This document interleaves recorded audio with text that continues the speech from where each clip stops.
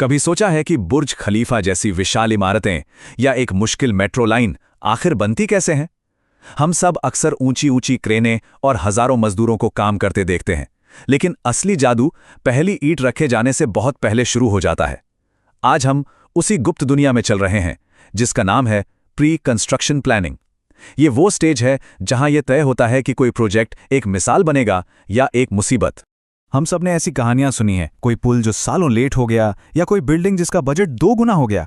तो सवाल ये है कि ऐसा होता क्यों है? क्या गड़बड़ कंस्ट्रक्शन के दौरान होती है या कहीं और? और इसका जवाब शायद वहां नहीं है जहां हम ढूंढ रहे हैं। असली लड़ाई जमीन पर नहीं बल्कि कागजों पर लड़ी जाती है। वो काम जो प्रोजेक्ट को फेल होने से बचाता है, वो असल में प्री कंस्ट्रक्शन के दौरान ही होता है। तो चलिए इसी में थोड़ा और अंदर चलते हैं। तो शुरू करते हैं पहले हिस्से से, ब्लूप्रिंट और ज़मीनी हकीकत। देखिए, एक आर्किटेक्ट के कंप्यूटर पर जो शानदार डिज़ाइन दिखता है और असल ज़मीन की जो सच्चाई होती है, उसमें ज़मीन आसमान का फ़र्क हो सकता है। और यहीं से सारी प्लानिंग की कहानी शुरू होती है। अब यहाँ एक दिलचस्प टकराव है। एक तरफ है हमारे पास एकदम परफेक्ट ड्राइंग्स और प्लान्स, और दूसरी तरफ है ज़मीन की कठोर हकीकत। प्लॉट की असली बाउंड्री क्या है, मिट्टी कैसी है, पानी का लेवल कितना नीचे है। प्लानिंग का पहला कदम बस यही है कि इन दोनों दुनियाओं को मिलाया जाए और देखा जाए कि कहीं कोई टकराव तो नहीं है। इसीलिए जमीन की पूरी तरह से जांच करना इतना जरूरी है। जरा सोचिए, खुदाई शुरू हुई और नीचे एक बहुत बड़ी चट्टान निकल आई। अब उसे तोड़ने में हफ्तों और लाखों रुपए अलग से लगेंगे। या मान लीजिए मिट्टी इतनी ढीली निकली कि पूरी नींव का डिजाइन ही बदलना पड़ गया। ये छोटी छोटी लगने वाली जांचें बाद में आने वाले बहुत बड़े सिरदर्द से बचा लेती हैं। और ये एक ऐसी बात है जिसे अनुभवी लोग हमेशा कहते हैं।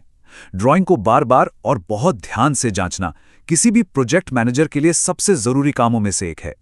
ये समझ लीजिए कि यहां लगाया गया 1 घंटा साइट पर 100 घंटे बचाने के बराबर है।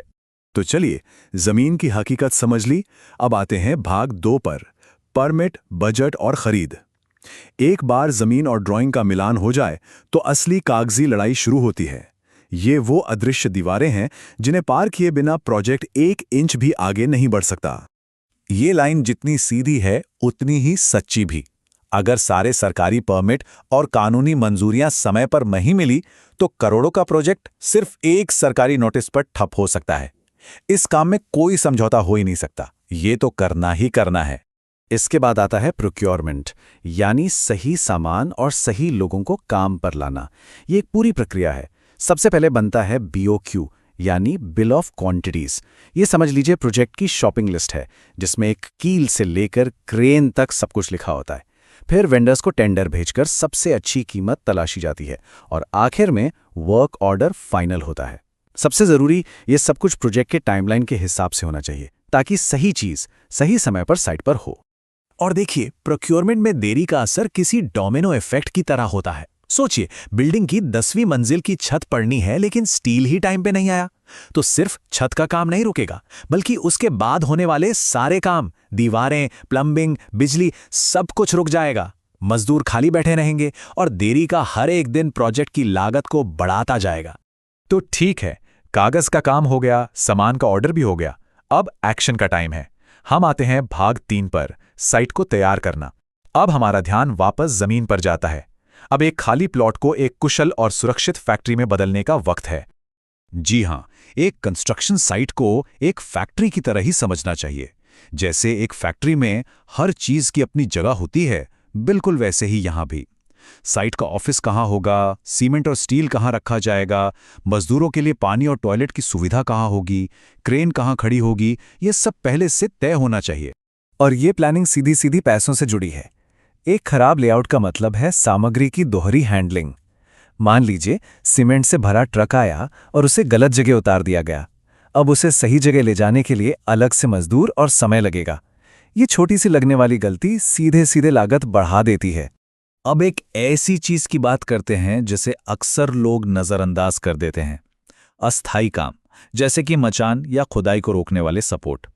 क्योंकि ये बिल्डिंग का परमानेंट हिस्सा नहीं होते तो लोग इन्हें हल्के में ले लेते हैं, लेकिन ये बहुत बड़ी गलती है। सुरक्षा के लिहाज से ये बेहद जरूरी हैं, क्योंकि इनकी नाकामी ही साइट पर होने वाली सबसे गंभीर दुर्घटनाओं की वजह बनती है।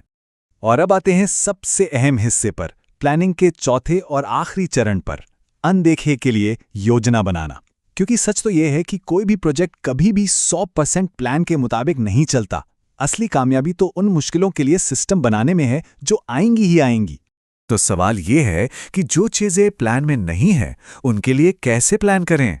जवाब इन 4 स्तंभों में छिपा है: सुरक्षा, गुणवत्ता, जोखिम और संचार। जब ये चारों साथ मिलकर काम करते हैं तो एक ऐसी रणनीति बनती है जो किसी भी अनचाही चुनौती के लिए तैयार रहती है। सेफ्टी कोई बाद में आने वाली चीज नहीं है, ये पहली सोच होनी चाहिए। इसकी प्लानिंग काम शुरू होने से भी पहले हो जाती है। साइट पर जरूरी सेफ्टी गियर का स्टॉक रखने से लेकर हर मजदूर को नियमों के बारे में बताने तक सब कुछ पहले ही प्लान होता है। और यही बात क्वालिटी पर भी लागू होती है। क्वालिटी का मतलब सिर्फ काम खत्म होने पर चेकिंग करना नहीं है। क्वालिटी को शुरू से ही प्लान किया जाता है। कौन सा मटेरियल इस्तेमाल होगा, काम के हर स्टेप के लिए चेकलिस्ट क्या होगी, ये सब पहले से तय होता है। रिस्क मैनेजमेंट का मतलब भविष्य बताना नहीं है, बल्कि उसके लिए तैयार रहना है। जैसे अगर मॉनसून में काम रुका तो क्या करेंगे? अगर स्टील के दाम बढ़ गए तो क्या होगा? अगर मजदूर कम पड़ गए तो? इन सवालों के जवाब पहले से तैयार रखने का नाम ही रिस्क मैनेजमेंट है। ये हमेशा एक प्लान बी तैयार रखने जैसा है। और आखिर में कम्युनिकेशन, ये वो गोंद है जो इस पूरी प्लानिंग को एक साथ जोड़कर रखता है। एक साफ कम्युनिकेशन प्लान जिसमें यह तय हो कि कौन किसे रिपोर्ट करेगा, मीटिंग कब कब होंगी, ये महीनों की देरी और हजारों गलतफहमियों से बचा सकता है। तो आखिर में पूरी बात का सार क्या है? एक कामयाब प्रोजेक्ट मैनेजर की सोच हमेशा आगे की होती है।